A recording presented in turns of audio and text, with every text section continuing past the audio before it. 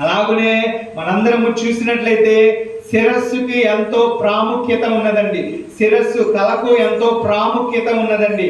మనము జ్ఞానేంద్రియాలన్నీ కూడా శిరస్సులోనే ఉండి ఉన్నవి. మనము చూసే కళ్ళు కానీ, మనము మాట్లాడే మాట కానీ, వినే చెవులు కానీ, మన శ్వాస కానీ, ఇవన్నీ కూడా జ్ఞానేంద్రియములుగా ఉన్నవి.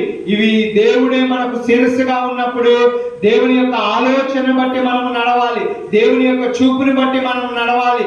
దేవుడు ఏదైతే చెబుతున్నాడో ఆ మాటను బట్టి మనందరము నడుచుకోవాలి. ఈ శరీరము కింద భాగం అంతా కూడా ఏ ఆలోచన పుడుతుందో, దేవుడు ఏ ఆలోచన పుట్టిస్తున్నాడో ఆ ఆలోచన బట్టే మన శరీరంలో అవయవములన్నీ పని చేయాలండి. ఇది ఒకలాగా పనిచేస్తూ దేవుని యొక్క ఆలోచన వేరుగా ఉంటే దేవునికి శరీరులుగా లేదంటే అవయవముగా ఎంత మాత్రము కూడా ఉపయోగపడరు. వారి సంఘములో ఉన్న ఎక్కడ ఉన్నను కూడా దేవునికి వ్యతిరేకమైన వారిగానే ఉంటారండి.